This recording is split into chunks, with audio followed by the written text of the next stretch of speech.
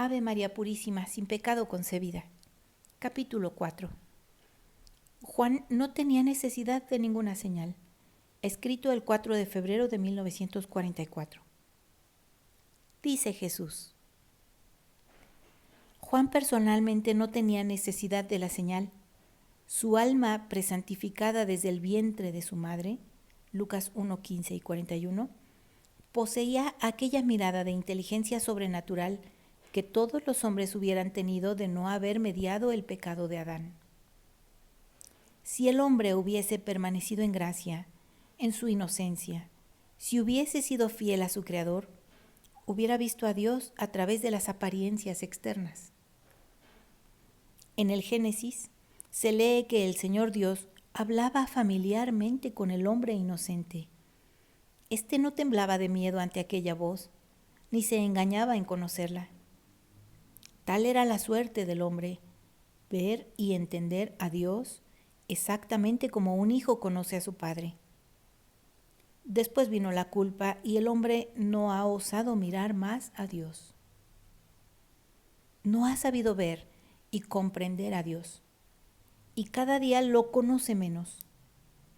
Pero mi primo Juan había quedado limpio de la culpa cuando la llena de gracia se había inclinado amorosamente para abrazar a Isabel, que antes había sido estéril, pero luego fecunda.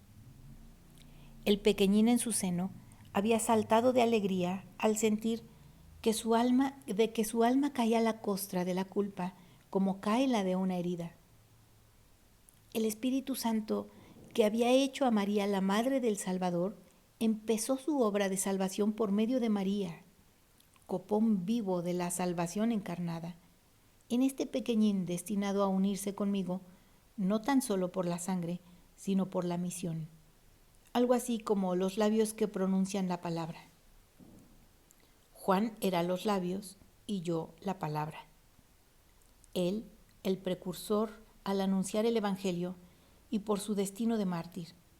Yo, el que con mi perfección divina completo el Evangelio que Juan comenzó y su martirio en defensa de la ley de Dios. Juan no tenía ninguna necesidad de señal, pero fue necesaria debido a la falta de inteligencia de los demás. ¿Sobre qué podría haber fundado Juan su afirmación, sino sobre una prueba innegable que pudiesen haber percibido los cegatones ojos y las orejas cerradas de la gente? Igualmente, yo no tenía necesidad de bautismo, pero la sabiduría del Señor había decretado que aquel fuese el momento y el modo de encontrarnos. Trajo a Juan de su cueva del desierto y a mí de mi casa, y nos juntó en aquella hora para que se abriesen sobre mí los cielos y descendiese él mismo, paloma divina, sobre él que habría de bautizar a los hombres con la misma paloma, y bajase el anuncio de mi Padre aún más potente del que dieron los ángeles en Belén. He aquí a mi Hijo, muy amado, en quien tengo todas mis complacencias. Y esto fue para que los hombres no tuviesen excusa o dudas en seguirme. Las manifestaciones del Cristo han sido muchas. La primera, después de su nacimiento, fue la de los magos. La segunda en el templo.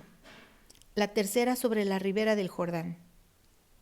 Después se sucedieron otras innumerables que te daré a conocer, porque mis milagros son manifestaciones de mi naturaleza divina, hasta las últimas, de la resurrección y ascensión al cielo. Mi patria estuvo llena de manifestaciones. Como semilla que se arroja a los 4 puntos cardinales, llegó a toda clase de vida social, pastores, poderosos, doctos, incrédulos, pecadores, sacerdotes, dominadores, niños, soldados, hebreos y gentiles. Todavía ahora las manifestaciones se repiten, pero así como entonces, así también el mundo no las acepta. Aún mucho más, no recoge las actuales y olvida las pasadas. Y sin embargo, yo no cejo. Vuelvo a tratar de salvaros para que tengáis fe en mí. El Señor te bendiga y te guarde. haga brillar su rostro sobre ti y te conceda su gracia. El Señor vuelva su rostro hacia ti y te conceda su paz. Amén.